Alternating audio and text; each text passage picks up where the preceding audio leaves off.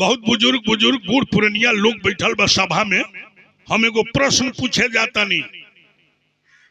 नीति कहेला कि कोनो सभा में प्रश्न उठ गई, वो प्रश्न के जवाब जानते हुए केहू के डरे से केहू ना बोलेला, ओकरा पूरा झूठ बोलला के दोष लागेला।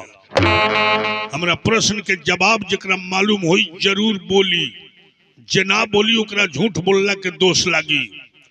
हमार प्रश्न ये बा कि महाराज युधिष्ठिर राजपाट धन दौलत सब हार के अपना भाई लोग के साथ अपनों के हार गए। पांचों भाई दुर्योधन के नौकर हो गए लोग, लेकिन हम अभी इंद्रप्रस्थ के रानी रहनी। तो दुर्योधन के नौकर युधिष्ठिर इंद्रप्रस्थ के रानी के जुआ के दाव पर धरे के अधिकारी रहले, जे स्वयं हार गई रहे ना जी। वो दूसरे के जुआ पर धरे के अधिकारी कहां से रहे? ए हिसाब से हम हारल बनी। केहू नहीं खे बोलो, सबे सभा में चुप्पी सधल बा, केहू नहीं खे बोलो। कली द्रौपदी जी महाराज दादा भीष्म पितामह और लोग तत् केहू के डरे नहीं खे बोलो। रउआ केकरा डरे नहीं खी बोलो? रउआ शुक्राचार्य से नीति पढ़ले बनी, रउआ बृहस्पति से ज्ञान सीखले बनी, रउआ वशिष्ठ जी से जोग सीखले बनी, रउआ परशुराम जी से हथियार चलावे के सीखले बनी, रउआ के वरदान मिलल बा कि मन ना करी तले मुँहबे ना करो। तो फिर रउआ केकरा से डेरा तनी जे नहीं खी बोलो? भीष्म पितामह बिलख के कहले कि द्रौपदी हमरा के युधिष्ठिर बोले लायक छोड़ले ही नहीं खा। युधिष्ठिर तो जुआ में हारले नहीं खन, अपन जीतल को छोड़ देले बड़े। हम बार बार कहले बनी कि तहार जीत हो, तहार जीत हो, तब वो जीतल को हार मान के कह दिले बड़े कि शकुनी जीतल बड़े। तो जब हम बोल के तो हार गए बनी तो अधिया पर ढोला कोबले ढोई।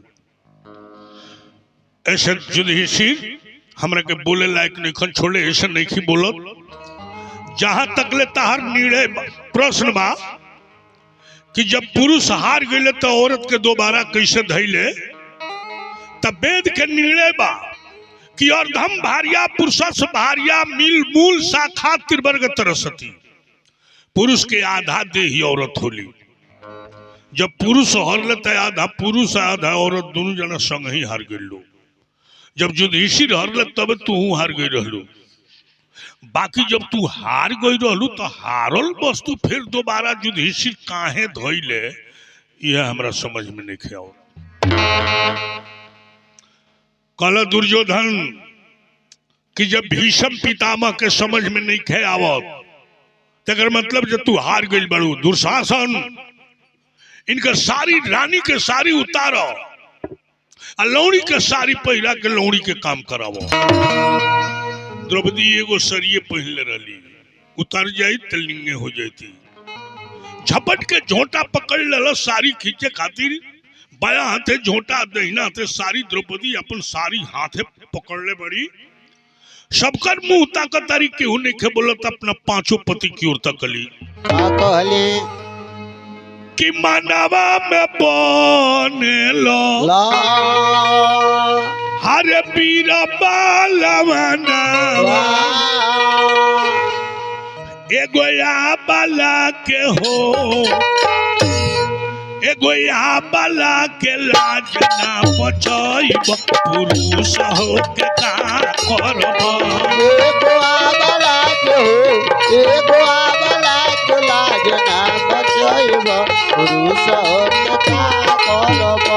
एगो या बाला के लाज ना बचैब, पुरुष हो के का करब। एगो बाला के लाज ना बचैब, पुरुष हो के का करब।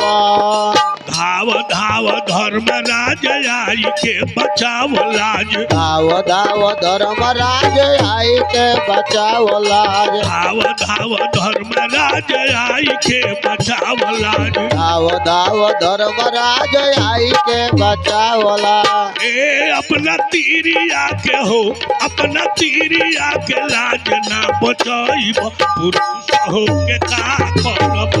अपना तीरिया के हो, अपना तेरी आग लाज ना बचैब पुरुष होके का करब अपना तिरिया के लाज ना बचैब पुरुष होके का करब अपना तेरे आग लाज ना बचैब पुरुष